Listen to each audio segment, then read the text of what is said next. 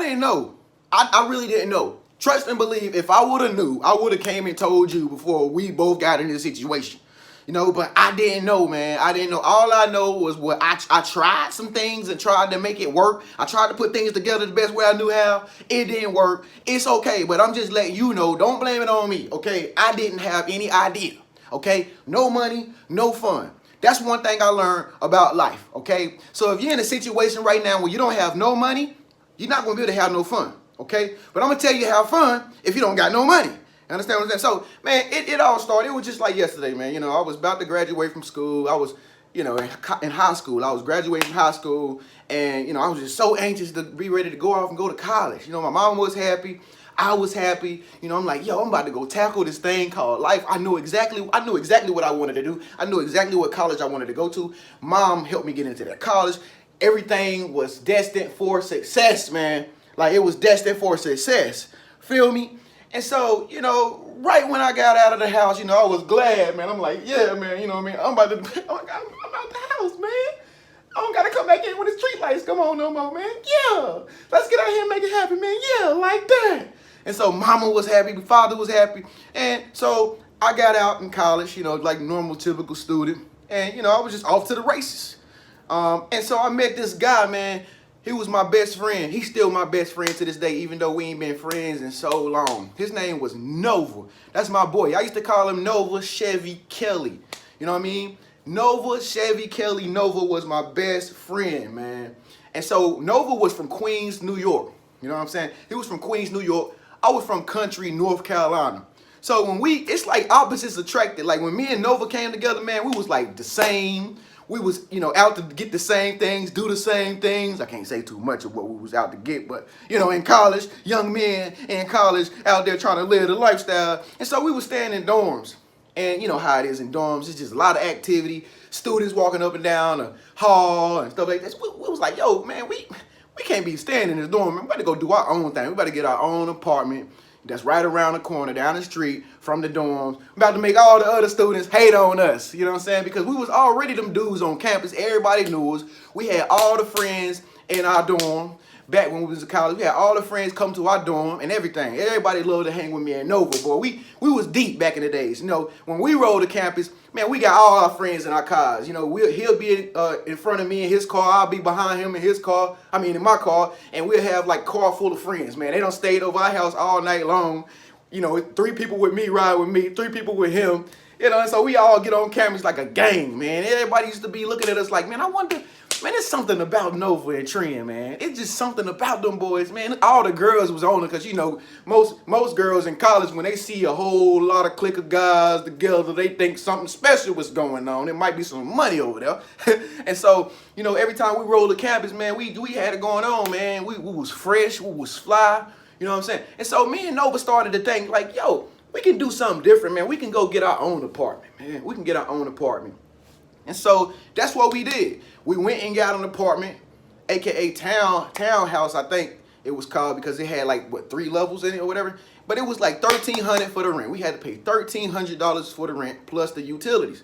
Now Nova, being a guy whose parents was from New York, he always covered most of the bills. Even though we split the rent from time to time, he still covered most of the bills. But see, the thing is, we weren't really worried about no money like that. We was just young guys going to school, living a good life, having a great time every freaking night.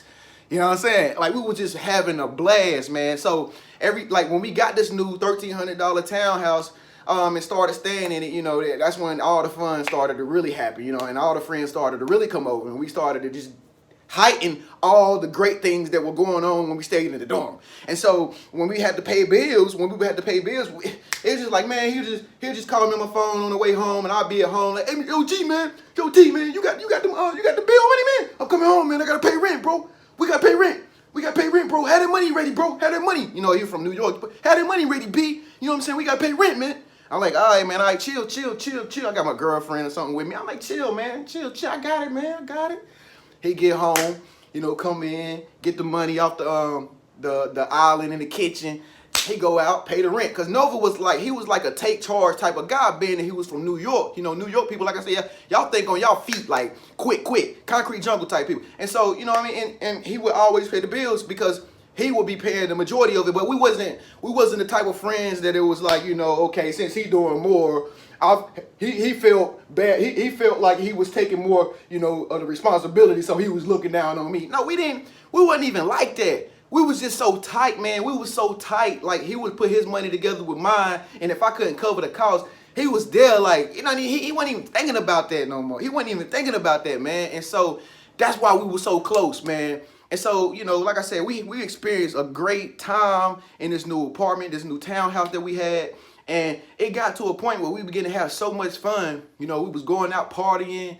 We was having parties at the crib, man. We had friends over, girls over, you name it. We had it, man. We had money. I can remember I had thousands of dollars on top of my dress, like on the top of my dresser, man. Like, just, what I'm saying? Like, just sitting up there, just thousands upon thousands of dollars just sitting on top of my dresser like that. You know what I mean? We was just balling out of control, boy. And so after a while, man, all the partying that we did, it started to slow down. It started to slow down, man. Because we was just getting into too much stuff, and it started to deplete. Like, my finances started to deplete, and I'm just like, yo.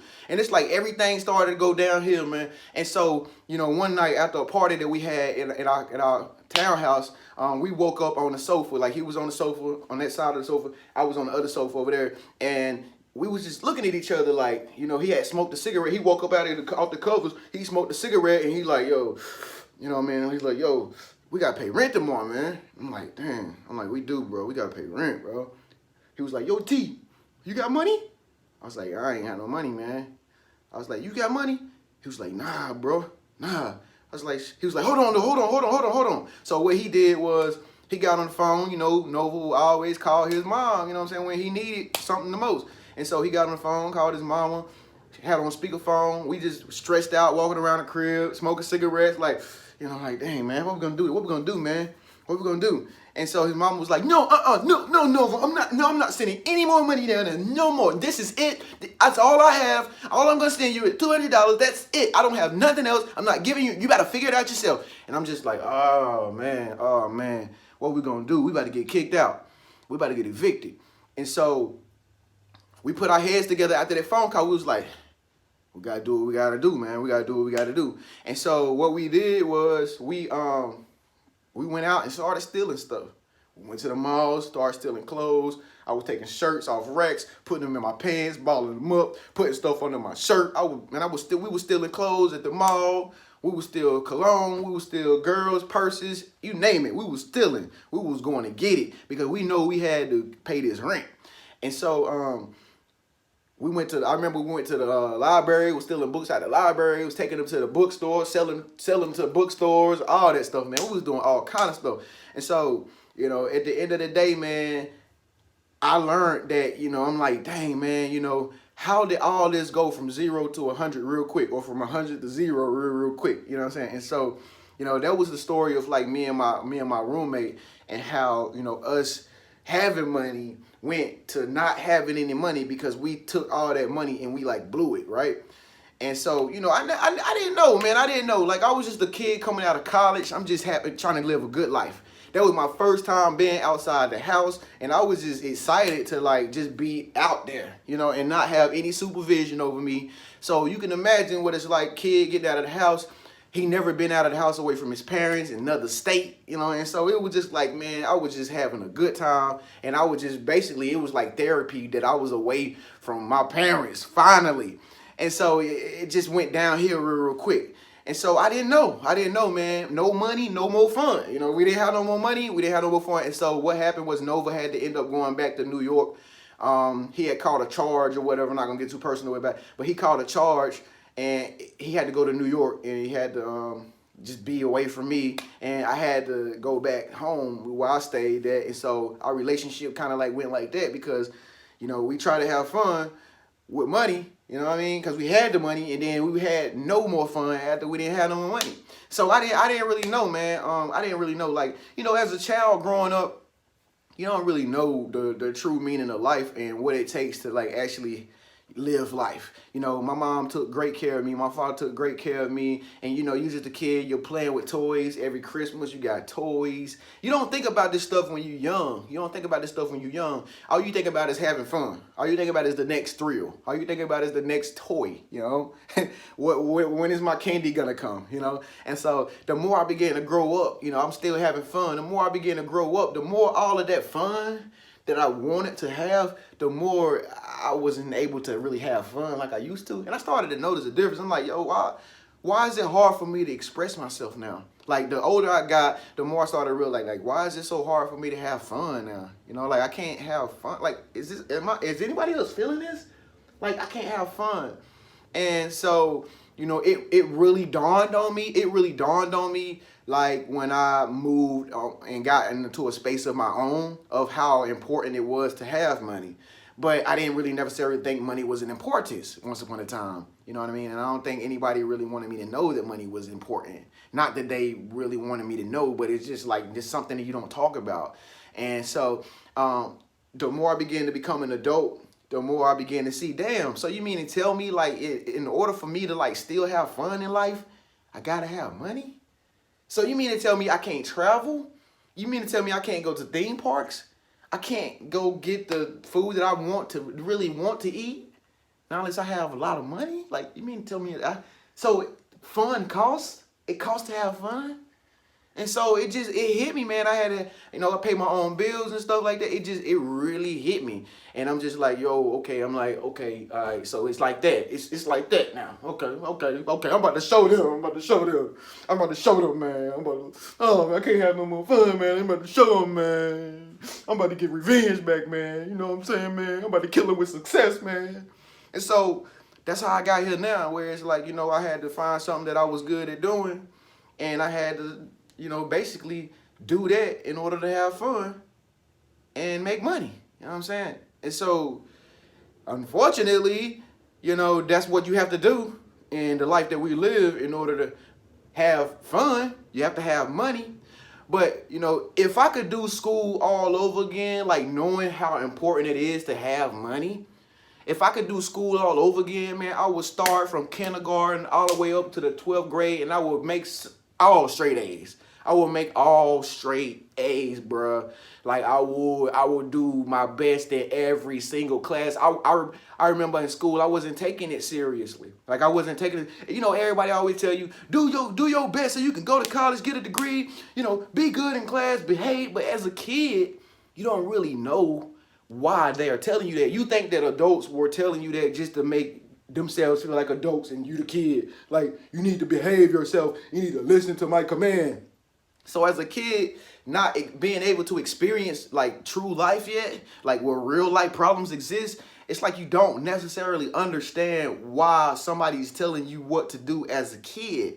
So if somebody's telling you to like go to school, make good grades, you're not necessarily thinking of it as like, why they're telling me that because they want that when I get into the real world, I'll be able to take care of myself. You know, it's more so like as a kid, you think that they just want you to just do what they want you to do. You know what I mean? Yeah. And so you don't take it seriously. And so that's how I was as a kid. You know, I didn't necessarily take everything that adults were telling me like super seriously because I thought that I knew how to do it, but I didn't know, you know. And so if I could go to school and do it all over again, man, I would be top-notch Ivy League college. I would have graduated at top-notch Ivy League college, man, like Harvard, Yale, Princeton, something like that, Cornell, Duke, you know, and I would have got out and I would have got me a really good job, paying me super good money, you know, and I probably wouldn't think about money the way I think about it right now, you know. And the reason why I think so many people think about money right now like the way they do, like super hard, like all day, you know, talking about how they gonna earn the dollars because they never really had a chance to, or they probably had chances, but they didn't know. You know, they don't have the opportunity to experience such abundance and such cash flow that, you know, they can handle. It handles all their regular, ordinary day, bills and kids and the regular stuff that people have to like, you know, make sure that they are paying for. And so, no money, no fun, man. No money, no fun. No money, no fun. So one thing I noticed is that people that have money, you don't even necessarily know that they really have a lot of money. That's another thing I noticed today in my journey this day. Like I noticed like, yo, people that have all the money in the world, you know, your Elon Musk, your Warren Buffetts, you know, people that have all the money, they don't even really act like the money is so important. Don't you notice that? But it's like people that really don't have no money, they always trying to find out more ways to make money. And it's like they never really get to the point where they have enough money to be able to just give it to somebody that needs it without feeling like, oh my God, I'm giving you my last dollars. Like, you know what I'm saying? It's just like, it's kind of like a, if I do this for you, if I do that for you, you better baby give it back to me. You know, you better give it back to me because I'm doing this for you. Like, you know what I'm saying? And that's just how I am. That's how a lot of people that I know are, you know what I'm saying? And that's just like the environment that I grew up in. I never was around people that had a whole lot of money, you know, to where it was like you didn't notice it. And if they did, you wouldn't notice it because rich people don't act like broke people. Broke people don't act like rich people. Rich people that got money don't think about the everyday grind and hustle and bustle like most of us that don't really possess lots and lots of money. You understand what I'm saying? So I'm saying all this to say this, folks. All this to say this. Money is an energy. Like I always say, money is simply an energy. And the way to like align up with that high vibrational frequency is you have to always stay in a positive vibe. Like even when you don't even have money, you got to get in the habit of making yourself feel good even when you don't have money. Otherwise, you're going to keep perpetuating the situation where you have money and then again, you don't have any more money. So you go right back to that perpetuated state of low energy, feeling down. And then, folks, you know, you ever notice like when you have financial stress, financial strain, you ever notice that if just sitting there, poking your lip out, playing a victim role, feeling down and out because you don't have money, it really never does anything for you. Like it's not gonna create the solution. So your best option to what to do is just to get back up, get out, and continue to find a way to make the thing happen that is not happening, such as like not having any money. So you gotta know that you don't have any money, but that's not a time to be a crybaby. That's not a time to like whine. I mean, it's normal. People have money. Sometimes they don't. Sometimes they do. You know, sometimes the stock market go up. Sometimes it go down. But it's not a time to stay in that energy because if you stay in that frequency or that energy, it perpetuates more of that same experience in your reality. So one thing that I did to help me get better with financial stress and financial strain and not having any money and not being able to have fun, I just started to like just, you know, be positive. Even though my situation might have been, you know, like sour and things weren't going right. I didn't have enough money. I had to still decide, you know, whether I want to be happy or mad. And so since mad don't really do anything for you, it's just best to just be happy and start thinking about money like internally. Internalize the fact that you want to attract money. Don't necessarily express it. You know what I'm saying? Like what I'm saying is you like people that got money don't never really talk about it like that. So what will happen if you don't think about money the way you think about it, but you still feel like a person who wants to have fun, you know where you want to go, you see where you want to go, you're visualizing it, you're speaking your affirmations, but then you forget it and don't worry about it no more. What'll happen if you stop thinking about money like so hard? What you think will happen? Of course, you're going to attract money. You're going to attract money into your life because you're having a sense of non-resistance. And then you will begin to have more fun because you'll have more money. So I hope this message resonated with you folks. I'm Trenius Henderson of the infamous Living Realm Network. Thank you so much for tuning in. If this video resonated with you, give me a thumbs up, folks. Speak up, let your voice be heard. Leave a comment below and let me know what you think about this video and everything that has been said. So no money, no fun. Or you can just choose to have fun and then the money will come. Does that make any sense? I think it makes perfect sense. Basically, be a positive person, and you will attract money into your life with no resistance. Thank you so much for tuning in. Make sure you subscribe by clicking my face icon right there. That's me. Yep, Trenius Henderson. Make sure you subscribe. And also check out this video right here. This is another cool video right here, folks, that I know you'll love. In the meantime, I'll see you in the next video. Peace.